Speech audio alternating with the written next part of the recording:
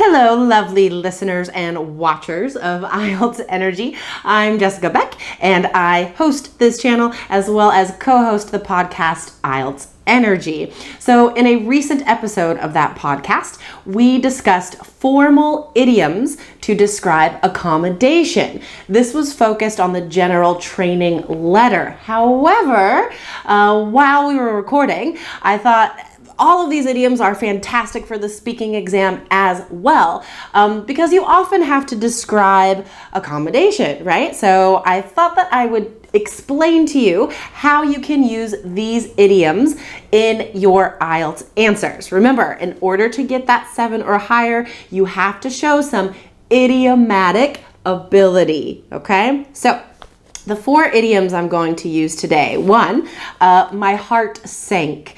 We use this to describe the moment where you realize something horrible and become very, very depressed. Your heart sank.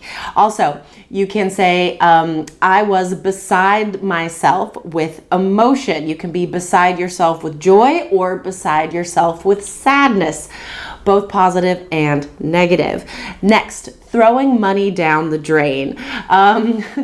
We use this to describe just paying a lot of money to fix stuff or paying a lot of money to try something that is not working. So for example, my last car was a 99 Volkswagen Bug and it was terrible. I threw so much money down the drain fixing that car all the time, and it was never reliable transportation. Just awful. Okay, the last idiom, change of heart.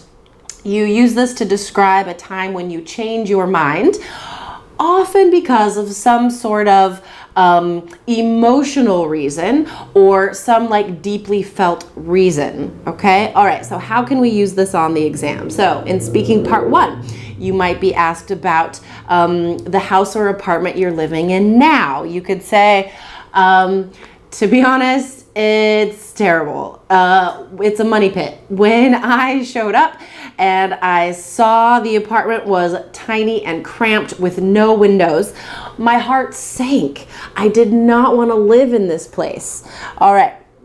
What if you're asked about the house or apartment you grew up in?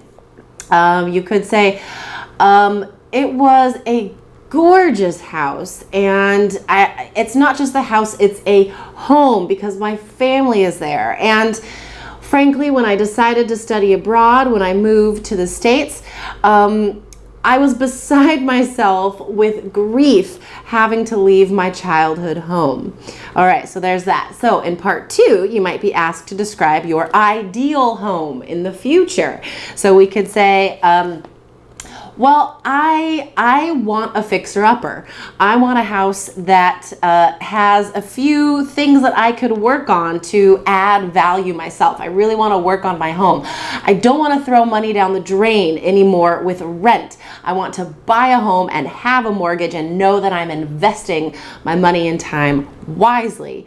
I didn't used to want my own home. I thought that renting was just easier and fit my lifestyle better. But around the age of 30, I had a change of heart because I had a family now, and I thought I need to start investing. I need to start thinking about my future and my family's future. Okay, so those are examples of how you could use those 4 idioms on the speaking exam. Now it's your turn to practice. Go for it. If you want all the information on how to satisfy the exam requirements for a 7, an 8, a 9, visit our course, the 3 Keys IELTS Success System. Go to allearsenglish.com/KEYS. All right, that's it for me. Thanks for watching.